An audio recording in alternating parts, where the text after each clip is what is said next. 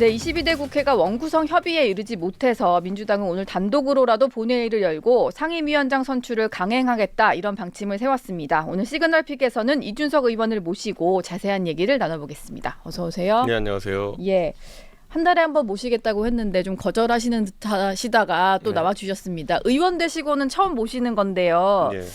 어제 밤에 벌어진 오물풍선 얘기부터 좀 먼저 여쭤볼게요. 북한이 벌써 4번째로 대남 오물풍선을 살포했는데 이게 대북 황석기 박송 재개에 대한 대응 같기도 하고 뭐 그렇습니다. 근데 김여정 노동당 부부장이 이런 얘기를 했어요. 계속해서 이런 식으로 도발을 하게 되면 새로운 대응을 목격할 것이다. 어떤 대응을 얘기를 하는 걸까요? 글쎄요. 저는 뭐 북한이 풍선에 뭐 날리기 시작했으니까 거기다가 뭘 넣어서 날리겠다 뭐 이런 식의 도발이 아닐까라는 생각하거든요. 근데 뭐 저는 지금 정권 입장에서 굉장히 난감한 지점에 이르렀다. 예. 역대 정부 중에 가장 호전적인 발언을 쏟아내던 게 윤석열 정부거든요. 뭐 거의 뭐 제가 봤을 때는 뭐 원점 타격이라도 할 것 같은 기세로 지금까지 항상 대통령께서 얘기하셨는데 네. 지금 하기는 어렵다는 생각을 하고 있는 것 같습니다. 그래서 확성기 방송 재개를 하는데 이 확성기 방송이라는 것이 뭐 거리가 한 30km 정도까지 도달한다라고 알려져 있고 저녁에 하면 좀 더 멀리 나간다고 하지만은 예. 이게 그러면은 지금 현재 천안 넘어가지고 그 밑으로까지 내려가는 풍선에 대한 대응이 될 수 있느냐에 대해 가지고는 글쎄요, 비례 원칙에 따라서는 부족하다 느끼는 국민들이 있을 거다. 네. 이렇게 생각합니다. 그리고 저는 이거 보면서 한번 많은 분들이 생각해 보면 좋겠는 게요. 이게 한국에서 보내는 대북 전단도 그렇고요. 이 오물풍선도 그렇고요. 전부 다 무동력입니다. 예. 바람 타고 가는 거죠, 그냥. 그러니까 같은 시즌에 둘이 날리면 한쪽은 거짓말하고 있다는 거거든요.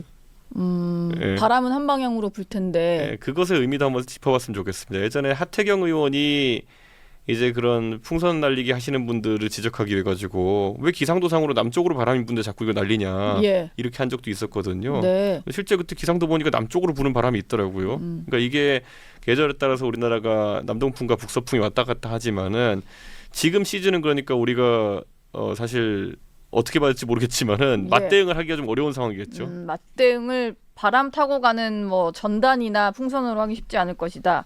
아까 조금 전에도 잠깐 얘기하셨는데 그 안에 뭐가 담아서 올지 모르잖아요. 일단 지금까지 온 건 오물이 들어있는 오물풍선이었는데 뭐 유승민 전 의원도 그래서인지 지금 우리 정부 대응은 그 부양을 하기 시작하면 어디로 날아올지 바람을 좀 예측한 다음에 낙하 지점에 가서 수거하는 정도예요. 근데 이 정도 대응으로 괜찮을지 좀 걱정하는 국민들이 많으시거든요. 또 윤석열 대통령이 천명했던 그런 비례 원칙의 대응이라고 하는 것이 뭔지를 국민들도 궁금해하죠. 예. 그러니까 그게 만약에 없는 상태에서 이런 도발에 대응할 원칙만 이렇게 얘기했던 거라면은 소위 말하는 뭐 그냥 립서비스였다라고 할 수도 있는 부분이기 때문에 예. 저는 근데 이게 좀 곤란한 부분이 있긴 합니다. 우리가 그 이미 헌법재판소에서 대북 전단을 날리는 것에 대해서는 표현의 자유라고 이제 판결한 바가 있기 때문에 그렇다면은 북한에서 뭘 날리는 거에서 뭐라고 이야기할 것이냐. 네. 예, 그거는 우리가 이제 논리를 개발해야죠. 예. 논리를. 거기다 위험 물질이 포함되었다면 당연히 그거야 위해를 가하는 거지만은 네. 위험 물질이 없는 상황에서는 뭐라고 이야기하지? 왜 쓰레기를 버리냐 정도밖에 얘기 못 하는 거거든요. 네. 예. 그래서 저는 그거는 정부가 좀 고민했으면 좋겠습니다. 예. 오물풍선 얘기를 해봤고 또 주말 동안에 이준석 의원이 SNS에 올리신 글이 또 화제가 됐는데요. 뭐 결론이 뭐 다 까자 이겁니다. 김정숙 여사 인도 방문을 두고 국민의힘에서 계속해서 막 기내식부터 해서 문제를 제기하니까 이준석 의원은 그럴 거면 기내식도 까고 그리고 지금 용산 대통령실이나 관저 수의 계약한 것도 다 까자 이런 얘기를 하셨어요. 그러니까 제가 항상 얘기하는 게 보수 진영에서 거의 골룸처럼 달려들면 안 돼요. 예. 예, 거의 뭐 반지의 제왕이면 골룸은 반지만 보면 미쳐 날뛰잖아요. 네. 그런 것처럼 뭐 김정숙, 이재명 뭐 이런 키워드만 나오면은 그냥 미쳐 날뛰는 사람들이 있어요. 예. 골룸처럼. 예, 근데 저는 제발 그런 걸 중단해야 보수 진영이 정상화될 수 있다는 생각을 하는데 예. 왜냐하면 보통 이렇게 들어가려 그러면은 어떤 공격과 어떤 타격이 있을까에 대해 가지고 이야기를 해야 되는 거거든요. 네. 그런데 자, 지금 이제 물고 들어가려는 게 그러니까 김정숙 여사가 국빈 방문 비슷하게 이제 인도에 가는데 초청장이 있었느냐는 초청이 있는 걸로 결론 났기 때문에 이미 한 방 먹은 거고 예. 돈을 많이 그러면은 쓴 거냐에 대한 부분이잖아요. 그런데 지금 그 중에서도 문제 삼는 부분이 뭐냐면은 대한항공이 위탁받은 부분에 대해 가지고 지금 6천만 원의 기내식 비용이 예. 과다한가를 갖고 따지는 거잖아요. 네.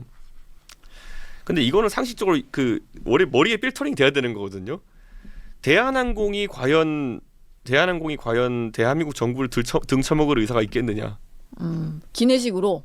그러니까 연간 그 전용기 계약이 네. 거의 뭐 1,000억대에 달하는 것으로 알고 있는데 정확한 의견은 모릅니다만은 근데 예. 거기서 6천만 원 기내식 해먹으려고 대한항공이 사기 청구를 했겠느냐? 네. 그게 맞다라고 생각해야 그 다음으로 갈 수 있는 거거든요. 예. 그럼 아니라고 생각하면 그 다음엔 뭐냐? 그럼 대한항공과 문재인 정부가 결탁했다고 해야 돼요. 그러니까 이런 식으로 하나씩 그러니까 주장의 수위가 높아지는 거거든요. 그런데 지금 보수 진영은 다 뛰어넘고 김정수 여사가 너무 많이 먹었다로 갔어요. 네. 식탐이 많다로 갔어요. 그러니까 저는 이런 수준의 주장으로 도대체 누구를 공격할 수 있겠냐라는 거예요. 그러니까 이게 왜 그러냐면은 사실 기내식 비용이라고 하는 것이 칸막이가 나눠져서 6천만 원대 이렇게 나와 있지만은 네. 그것이 실질적으로 세목으로 어떻게 나눠져 있을지는 아무도 모르는 겁니다. 그렇죠. 예, 그 안에서 실제로 지금 도종환 장관이나 이런 분이 나와서 주장하는 바는 결국 도시락에 해당하는 것이었고 거기서 식비에 해당하는 부분은 얼마 안 됐다. 네. 예, 그러면 거기에 더해가지고 제가 예전에 이건 뭐 전용기의 사례는 아닙니다만은 그 국가별로 조금씩 다른 경우가 있다 들었습니다. 예. 국가에 가가지고 상대방에 대해서 뭐 하다못해 선물이라도 하나 줘야 되는 경우도 있고. 근데 그 선물 비용이라는 것이 어느 항목에다 태우기 어려우면은 뭐 다른 항목에 태워야 되는 경우도 있고 뭐 이런 예. 식으로 외교란 건 좀 그런 부분이 있는 거거든요. 그러니까 지금 여기서 제가 봤을 때 이거 까가지고 문제 되려면요. 윤석열 대통령의 전용기 비용보다 특별하게 김정숙 여사의 전용 비용이 많아야 되거든요. 비교 대상이 좀 있어야 될 것 같다. 근데 저는 예. 그거 까는 순간 아마 보수 진영이 대탈주국이 시작될 거다라고 네. 생각합니다. 상식적으로 김정숙 여사 많이 드실지 윤석열 대통령이 많이 드실지는 한번 상상해 봐야 되는 부분이 있습니다. 예. 예. 상상을 하게 되네요. 그 말을 하시니까. 예, 그리고 예를 들어 이런 데에 있어서 식대에 부수 비용으로 들어가는 것들이 있지 않습니까? 네. 예를 들어 뭐 아무래도 뭐 여러 사람이 있다 보면 고가의 주류를 곁들일 수도 있고 그럼 술을 누가 더 잘 드시느냐를 봐도 약간 이건 골치 아플 수 있습니다. 예. 제가 봤을 때는 김정숙 여사가 뭐 주류를 많이 즐기신다 이런 얘기 못 들었거든요. 그러니까 저는 이런 거 다 이제 가기 시작하면 그래서 그러면 대한민국의 플래그 캐리어라고 하죠. 그럼 국적항공사인 대한항공과의 거래에서 수의계약이라 해서 문제 생길 가능성이 높을까? 예. 아니면 지금 그럼 대통령실에서 지금까지 2년간 수의계약한 거 다 까놓고 보면은 당장 제가 그래서 2년 전에 나왔던 다누림 건설이라는 곳을 제가 얘기했잖아요. 예. 대통령실 공사했던. 그거 찾아보시면 참 민망한 그 상황입니다. 예. 제가 그때 대표로 있을 때 그걸 공격받아가 제가 너무 잘 기억하거든요. 네. 제가 답을 할 수가 없더라고요. 왜 이 업체가 수의계약으로 이 공사를 진행했는지를. 예, 그래서 그런 것들에 대해 가지고 좀 알고 덤벼든 건가 지금. 예. 알고 덤빈 건가? 그러니까 뭐 그런 자세라면 괜찮아요. 뭐 김정숙 여사에게 1의 데미지를 입히고 윤석열 대통령이 한 100 정도의 데미지 입는 게 뭐 그래도 된다라는 생각으로 달려드는 건 모르겠는데 당장 이 사안에 끼어든 사람 보십시오. 배모 의원, 뭐 박모 의원 뭐 다 끼어들어 가지고 예.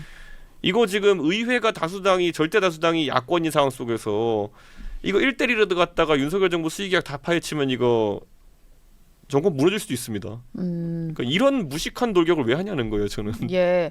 그래서인지 뭐 민주당 쪽에서 보기에는 이게 김건희 여사 방탄용이다. 물타기다 이렇게 방탄도 보는 안 것 같아요. 돼요, 이거는. 방탄도 안 된다. 예, 너무 보죠. 무모하게 달려들었다 이렇게 보시는 거군요. 지금 명품백을 받았느니 아니면 무슨 뭐 해외 가서 명품 쇼핑을 했느니 이런 게 나오는 상황 동안에 기내식을 많이 먹었다는 사실 그게 증명이 되지도 않거니와 예. 사실 김정숙 여사가 여기서 뭔가 부패의 고리가 있으려 그러면은 기내식 비용을 예를 들어 6천만 원 이상 결제한 다음에 그 중에 알고 봤더니 대한항공이라는 대한민국의 국적항공사와 뒤로 리베이트 계약이 맺어져 있다는 이래야 되는 거거든요. 예. 불가능이죠 그거는. 대한항공이 하루 장사하고 말 것도 아니고 왜 그런 짓을 합니까? 예. 어쨌든 국민의힘 입장에서는 별로 이기지 못할 싸움을 했다 이렇게 보시는 것 같아요. 홍준표 대구시장은 여기에 뭐 직접 참전은 아니고 문재인 전 대통령을 향해서 한마디를 했는데 요즘에 아내를 쉴드 치느라 이제 아내를 방어하느라 참 고생이 많은 것 같다라고 얘기를 했거든요. 근데 얼마 전에 윤 대통령을 좀 감싸면서는 상남자의 도리 뭐 이런 얘기를 했어요. 근데 뭐 두 대통령, 그러니까 전현직 대통령을 놓고 좀 잣대가 다른 것 같기도 하고. 제가 뭐 이 대구 시민을 집단적으로 제가 뭐 묘사하진 않겠지만은 예. 대구시장으로서 하기에 적절한 멘트라고 봅니다. 대구시장으로서요?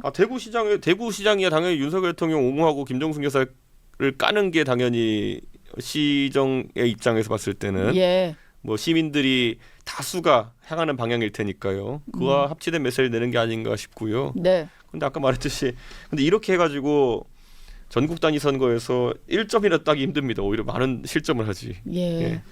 뭐 이런 와중에 오늘 대통령 부부는 중앙아시아 3개국으로 순방을 하는데 올해 첫 순방이에요. 김건희 여사도 최근에는 활동을 하고 있어서 이번에 같이 좀 나갈 텐데 여전히 김 여사 소환 문제를 놓고 이제 검찰 내부에서도 뭐 검토를 하고 있고 뭐 이런 상황인 것 같거든요. 예. 활동을 재개한 상황은 좀 어떻게 보셨습니까? 저는 영부인은 영부인으로서 일을 하는 게 중요하다 생각하고요. 예. 그래서 영부인이 뭐 아무리 본인에게 제기된 여러 가지 의혹이 있다 해가지고 또 책임을 망각하면 안 된다.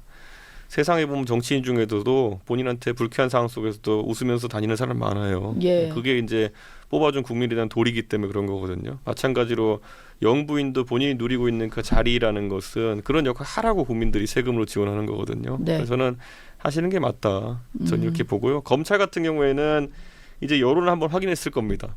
여론을. 예. 뭐 한다 해도 별일 없더라.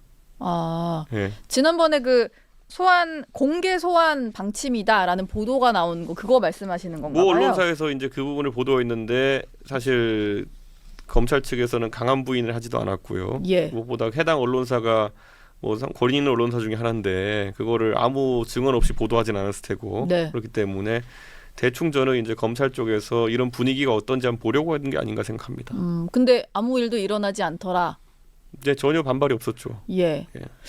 뭐 공개 소환은 안 된다 이런 메시지가 전달이 됐을 수도 있지 않을까요? 검찰 쪽에. 뭐 그럴 수도 있겠지만 검찰 입장에서는 지금 이 국민들의 여론을 보면서 오히려 놀랐을 겁니다. 아무도 반발이 없다라고 하는 것. 예. 저는 박근혜 대통령이 예전에 수사를 받을 때도 보면은 박근혜 대통령 수사에 대해서 반대하는 국민이 현저하게 없는 상황 속에서 그 여러 가지 결단이 이루어진 거거든요. 네.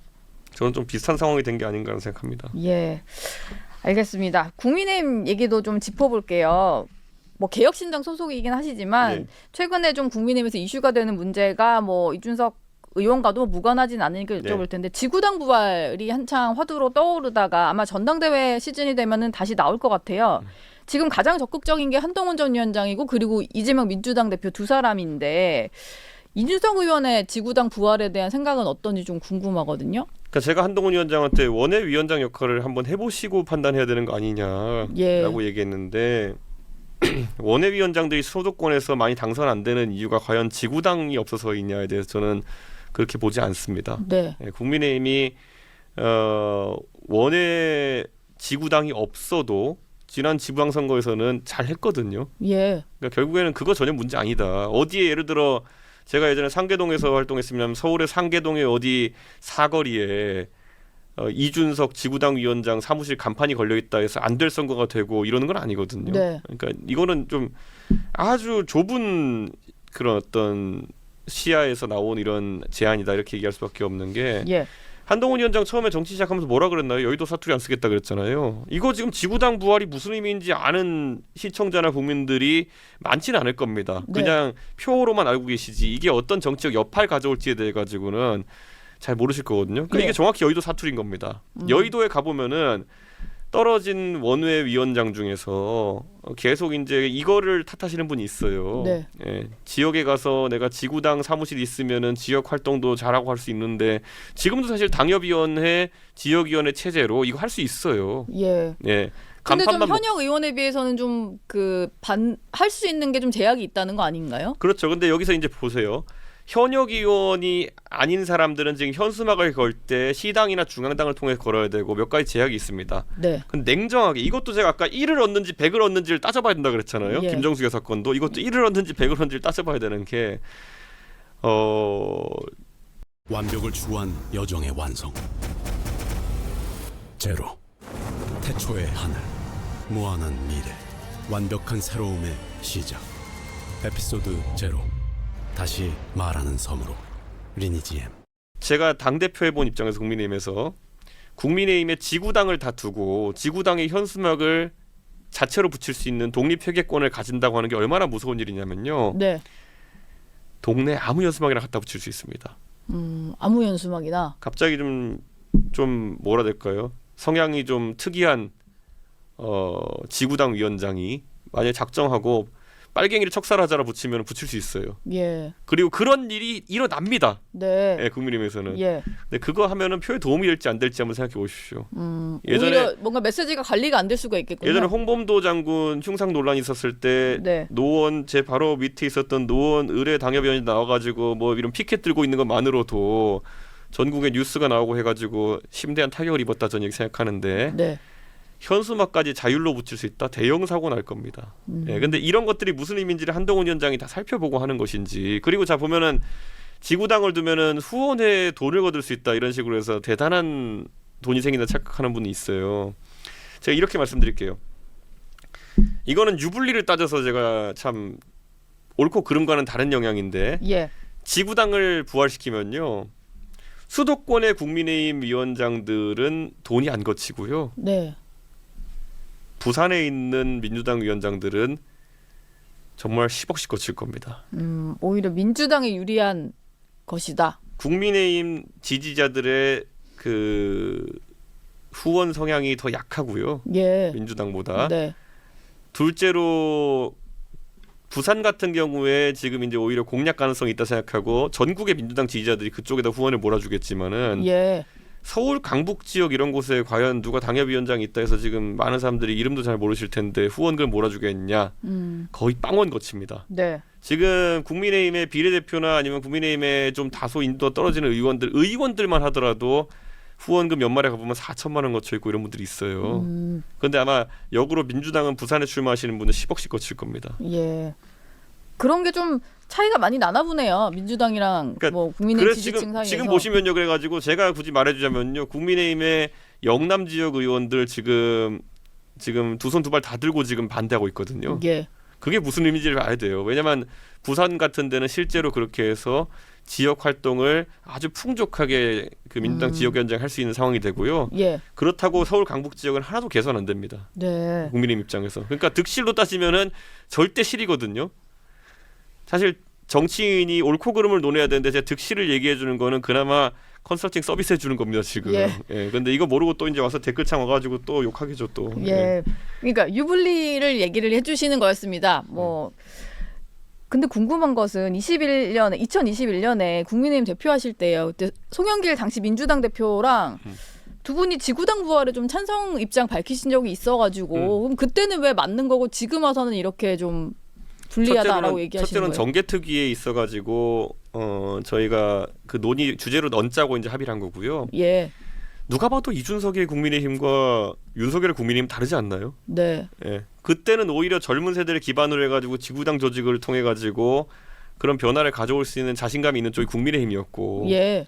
지금은 근데 수도권에서 뭐 계속 나락가고 있는데요. 뭐 지금 상황에서 이거는 밴드웨건 효과가 세게 날 겁니다. 예. 그래서는 그러니까 들어볼수록 지구당 부활 자체가 문제가 아니라 부활을 시켰을 때 어떻게 운용이 될지를 봤을 때 현재 국민의힘 상황으로는 좀 쉽지 않다. 다 지금 정치인들은 유불리 갖고 논의하고 있는 거예요. 예. 그래서 사실 오세훈 시장이 얼마 전에 여기에 대해 입장을 밝히면서 돈잔치가 될 거다는데 그 말 맞는 말이에요. 네. 오세훈 시장 말이 맞아요. 그래서 오세훈 시장이 과거에 정치 초년 시절에 이걸 없애자고 노력하셔가지고 자기 의원직 던지면서까지 이걸 하신 거거든요. 예. 훌륭한 개혁입니다. 근데 네. 이거를 지금 되돌린다고 하는 거는 이게 항상 있어요. 그러니까 보수가 끝까지 착각하는 게 뭐냐면요. 보수가 이 사회의 주류라고 착각해서 지금 선거 계속 지고 있는 거거든요. 네. 인구 구조상 이제 주류가 아니에요. 마찬가지로 지구당 부활하면 보수가 유리할 거라 착각하고 있기 때문에 자꾸 이런 일을 벌이는 거거든요. 절대 불리해요. 예. 그러니까 저는 아니 도대체 여의도 사투리 안 쓰신다는 분은 이걸 어디서 들으셔가지고 이런 얘기를 계속 하고 계신지. 예. 여의도 사투리 정도가 아니라 거의 이건 뭐 예. 한 90년대 여의도 사투리를 지금 계속 하고 예. 계신데. 옛날에 뭐 쌍팔년도 여의도 사투리다 뭐 예. 이런 말씀이신 것 같아요. 네. 지구당 부활은 어쨌든 당권 주자들 사이에서는 원외 위원장들이 원하다 보니까 뭐 찬성도 있고 반대도 있고 이래서 계속 나올 이슈 같고요. 표 계산은 근데 치밀해야 되거든요. 예. 지금 한동훈 위원장이 이슈를 만들기 위해서 했다 그러면 모르겠지만은 표 계산 때문에 많이 결했다. 지구당 서울의 원외 지구당 위원장이 가지고 있는 당원표가 보통 한 본인이 컨트롤하는 200표 정도로 보시면 됩니다. 예. 그 정도는 많은 거예요. 그 정도밖에 안 됩니까? 당원 수는 뭐 한 1000명 가까이 되겠지만은 예. 본인이 직접 컨트롤할 수 있는 게 한 200명 정도 될 겁니다. 영남 지역에 가면은 그것의 한 대여섯 배 나옵니다. 국회의원이. 그 말인 건 뭐냐면 아까 말했잖아요. 표 계산이 마이너스예요. 예. 그러니까 영남에서는 도시락 싸들고 반대할 테고 수도권에 일부 찬성하는 위원장이 있을 테고 대부분의 위원장들은 나랑 관계없는 일이라 생각할 텐데 네. 전당대회 표 계산 이렇게 하는데 그 총선 때도 표 계산 진짜 못했거든요. 예. 예. 근데 지금 전당대회 표 계산도 못 하는데. 예. 옆에서 보니까 좀 많이 안타까우신가 봐요. 지금 컨설팅까지 좀 해주실 정도로 돌아가는 판이 좀 알고 말하는 거냐 이런 생각이 좀 드셨나 봅니다. 근데 뭐 사람은 언제든지 이런 과정을 겪어가면서 예. 저라고 뭐 10년 전에 제가 다 알았겠습니까? 네. 예. 그러니까 저는 뭐 할 수는 있는데 굉장히 그 큰 판돈을 걸고 실험을 하고 있는 것 같다 이런 생각입니다. 주말 동안에 이게 좀 될 듯 말 듯한 게 2인 지도체제 황우여 비대위원장이 던진 이슈인데요. 이게 실질적으로 포기할 것 같기는 해요. 워낙 당내에서도 반응이 별로 안 좋아서. 근데 이게 처음에 나오면서 논란이 됐던 이유가 이 체제 자체가 정말 문제다라기보다는 특정인 견제용이다 이런 얘기가 나오면서였거든요. 근데 한동훈 견제용으로 나온 발상이라고 봐야 될까요? 사실 전무후무한 책이기 때문에 예. 저도 정확히는 뭔 의도인지는 모르겠습니다. 하지만 예상된 효과로는 아마 이게 이렇게 되면은 그 대표 리그와 최고위원 리그가 갈린 상태에서 선거 치르거든요. 예. 대표 리그에 뛰어들 만한 사람들이 우물쭈물할 수 있습니다. 예를 들어 유승민 의원 그냥 1등만 뽑는데 3등 하는 거랑 1, 2등 뽑는데 3등 하는 거는 느낌이 다르거든요. 예. 그럼 아예 뛰어들지 말자는 판단할 수도 있고요. 네. 그 외에도 보면 이제 사실 원희룡 장관 이런 분들이 이제 사실 뛰어들려고 할 텐데 이거는 원래 최고위원 중에 1등한 사람의 권위보다 대표 선거 2등한 사람의 최고위원의 권위가 훨씬 셀 겁니다. 네.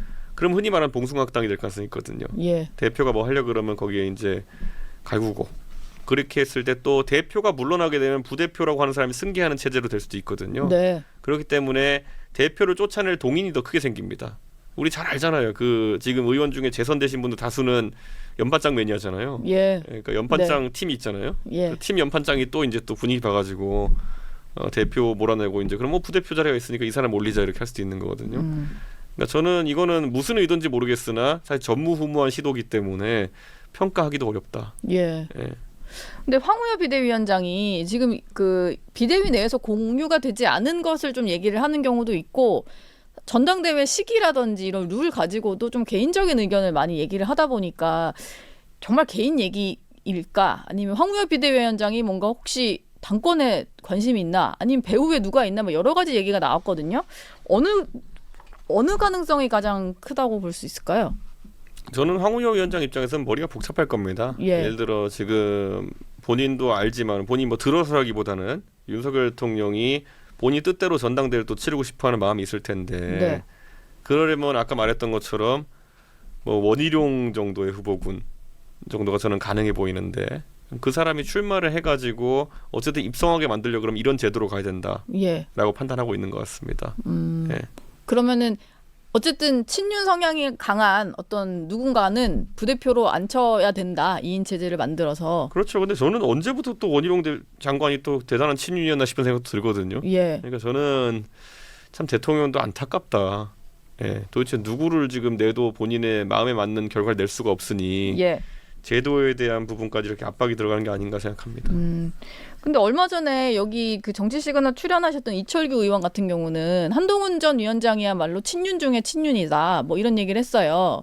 그래서 한 전 위원장이 나오더라도 정말로 반윤의 행보를 보이진 않을 거다 이런 얘기를 좀 하시는 분들도 있거든요. 당내에. 이준석 의원이 좀 예상을 해보시기에는 아니, 어떨 것 같아요? 저는 대들다가 간호사의 굴욕이라고 눈밭에서 인사하고 이렇게 하잖아요. 예. 그리고 지금도 보면은 직구 문제에 대해 가지고는 한마디 한 다음에 최상병 특검에 대해서 한마디도 안 하잖아요. 예. 그러니까 적어도 한동훈 위원장은 직구가 이제 최상병 특검보다 중요한 분이거든요. 근데 이런 식으로 당을 운영할 건 아니잖아요. 네. 그러니까 최상병 특검권에 있어가지고 도망 다니고 있는 거죠. 예, 그렇기 때문에 실제로 윤석열 대통령의 눈치를 많이 보고 있다. 예. 예, 저는 그렇게 생각합니다. 아직은 반윤은 아닌 걸로 보이시나 봐요. 아니죠. 저는 아마 나중에 가가지고 상황 여건에 따라 가지고 본인의 의지와 관계없이요. 앞으로 중간고사, 기말고사 계속 있어요. 예. 예, 최상병 다음에는 뭐 이제 김건희 특검 있고 다 있거든요. 답을 해야 되는 양평고속도로 상황이고. 국조 나올 거고 다 나와요. 이제 예. 한두 달 한 번씩 중간고사, 기말고사 계속 보거든요. 네. 그때마다 이제 서서히 이제 멘붕이 와가지고 나중에는 어쩔 줄 모르는 상황이 되겠죠. 이준석 의원이요. 그 지난 주말이었나? 지난번 언론 인터뷰에서 네. 국민의힘과 함께할 수 있냐 이런 질문을 받고 예.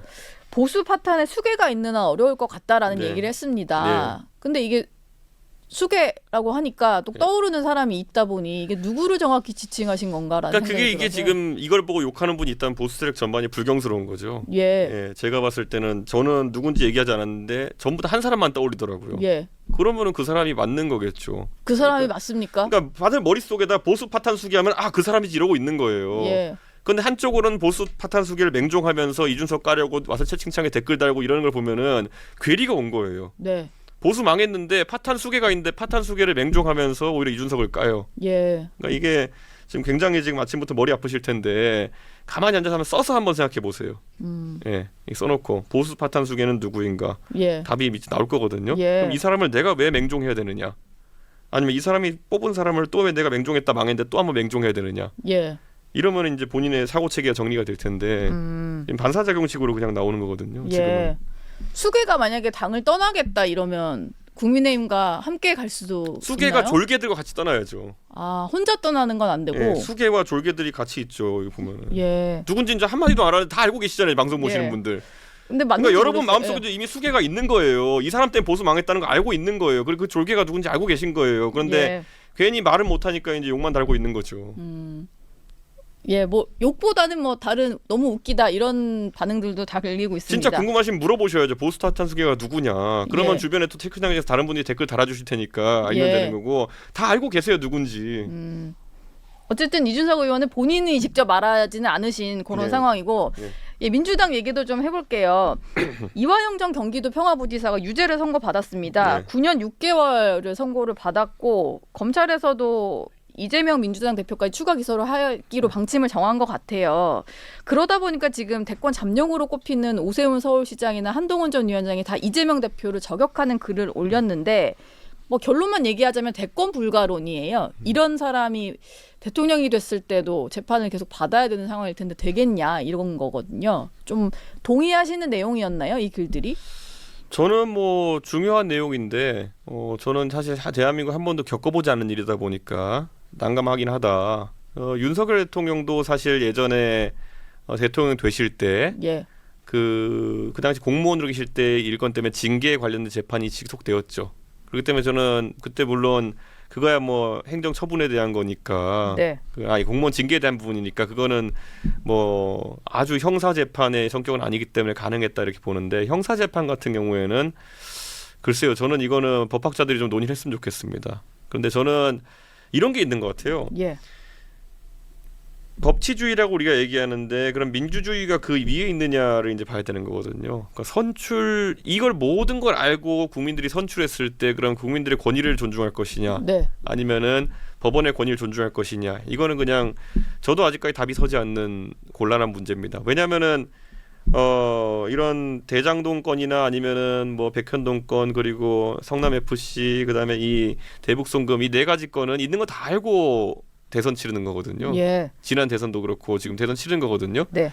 그러면은 희망이라는 단어를 오랫동안 잊어버리고 살았는데 국경 없는 의사회가 하는 모든 활동 만약에 당선이 된다 했을 때 국민들 알고 뽑은 거거든요. 그렇죠. 예, 그랬을 때 이제 법원이 난감할 거다. 그래서 아마 재판을 무기한 연기시키지 않을까 그런 생각을 합니다. 아, 뭔가 결론이 나는 거를 좀 미룰 것 같다.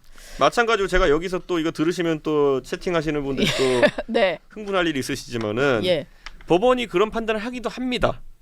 유력 정치인에 대해서는 유력까지는 아니더라도 국회의원들에 대해서도 지금 보면은 국민의힘에 약 이제 22대 돼서 한 10명 정도 남았으려나요? 10명 정도 되는 국회의원들이 패스트트랙 재판에 1심 가지고 지금 거의 한 5년 가고 있거든요. 예, 아직도 재판이 진행 중이더라고요. 패스트트랙 그게 언제 얘기냐면요. 20대 국회 얘기예요. 예. 21대 국회 4년 통으로 간 다음에 지금 22대 국회 됐을 때 아직까지 재판이 안 되고 있어요. 네. 그러니까 그런 거예요. 그러니까 무조건 이제 이런 정치적 사안을 고려하지 않고 재판을 해라고 또 이렇게 막 신나게 주장하다 보면은 네. 민주당은 패스트트랙 재판부터 해라 이렇게 나올 거예요. 그러니까 제발 제가 봤을 때는 이런 거 들고 나오기 전에 제가 봤을 때는 예. 내가 받을 데미지가 얼마인가, 그리고 상대에게 갈 수 있는 타격이 얼마인가를 보고 이제 해야 되는 것이 이 고민인데 네. 내 생각엔 또 이거 나오다가 신나게 가다가 저쪽에서 패스트트랙 재판 걸고 넘어지면은 한 대 때리고 100대 맞는 상황이 나올 수 있다. 예. 근데 뭐 저는 어느 당에도 속해 있지 않기 때문에 저는 괜찮습니다. 예. 예. 그냥 제3당에서 좀 관망하시는 입장에서 보고 계시군요. 이제 신나게 싸워라 이들끼리 이렇게 예. 제가 할 수 있습니다. 예. 민주당은 지금 법사위원장도 본인들이 정청래 의원 내세워서 차지를 하고, 그리고 대북송금 사건 같은 경우는 유죄로 1심 선고가 나왔음에도 불구하고 아예 특검을 가자는 것 같고, 검사 탄핵까지 해서 이제 3중 방어막을 좀 치겠다는 건데, 이런 방향에 대해서는 이준석 의원이 보시긴 좀 어때요? 말도 안 되는 소리를 다 세트로 하는 거죠 이거는. 예. 도대체 아니 이걸 특검을 왜 합니까? 제수사 특검을. 예. 예, 이미 법원 판결까지 난 상황인데 이걸 특검하는 건, 그러니까 보통 무죄 난 거에 대해 가지고 봐주기 수사 아니냐가 특검하는 거지. 예. 유죄 난 거에 대해 가지고 뭐 짜맞추기 수사 아니냐 하는 건 이건 법원의 권위도 무시하는 거예요. 예. 법원은 증거 재판을 한 것이고 그렇죠. 법원은 여기에 대해 가지고 우리가 검사 각공을 가지고 판단을 내린 거예요. 근데 법원하고 싸우겠다 들은 거거든요. 저는 민주당 이것도 이렇게 가면은 말도 안 되는 소리다 이런 생각하고, 예. 검사 탄핵? 아니 검사가 이거 수사한 검사가 잘못했으면은 변호사가 싸워가지고 그 재판 과정에서의 여러 가지 뭐 증거 채택이나 이런 데 있어가지고 예. 다툴 수 있는 여지가 있거든요. 이건 2심 때도 할 수 있어요. 네. 만약에 검사가 탄핵에 이를 정도의 중차대한 잘못을 했다? 그러면 이거 탄핵 갈 것도 없이, 탄핵은 헌재까지 가야 되는 복잡한 절차인데 재판장에게 합리적으로 어필하면 돼요. 이 검사가 수사 과정에서 증거 수집하거나 뭐 하는데 위법한 상황이 있었기 때문에 네. 이거는 기각해달라. 근데 그걸 안 하고 갑자기 특검하겠다? 저는 이거는 제가 말하자, 특검에 대해서 자꾸 이런 거 얹고 무슨 뭐 탄핵에 대해서 이상한 거 얹고 이러면은요, 예. 특검이랑 탄핵 자체가 희화화된다니까요. 예. 그렇게 만들고 있는 상황인 것 같아요. 민주당은 오늘 원구성 협상이 좀 잘 안 되면 민주당이 단독으로 처리를 할 것 같은데, 지금 원구성 협상 여야 간에 하는 거긴 한데요. 좀 보시면 어떻습니까? 협상 안 하고 있고, 예. 사실 지금 저는 이번에 결국 교섭단체 간의 협상은 안 되고 있고, 비교섭단체로 저희랑 조국혁신당이랑 진보당 정도가 이제 어떻게 상임위가 배치되냐에 따라 가지고 예. 우원식 국회의장의 국회의원 운영 방향성을 알 수 있는 거거든요. 예, 그래서 저는 잠자코 지켜보고 있습니다. 예. 예. 아, 이런 나머지 당들은 지금 좀 협상을 해서 원하는 데를 내놨고, 이게 잘 배분이 법사위에 돼야 누가 되는군요. 배치되는지 보면 알겠죠. 예를 들어 조국혁신당 몫으로 예. 법사위에 누가 배치되느냐를 보면은 굉장히 공세적으로 국회가 돌아갈지 예. 그런 걸 알 수 있겠죠. 오늘 만약에 야당 단독으로 처리한다라고 하시면은 이준석 의원은 표결에 들어가시나요? 오후에? 개혁신당을 어떻게 배치한지를 보고 판단해야죠. 예. 배치를 보겠다. 예. 마지막 질문 짧게만 하나 드릴게요. 보니까 1순위 상임위로 국토위원회를 내신 걸로 네. 제가 접했는데 예.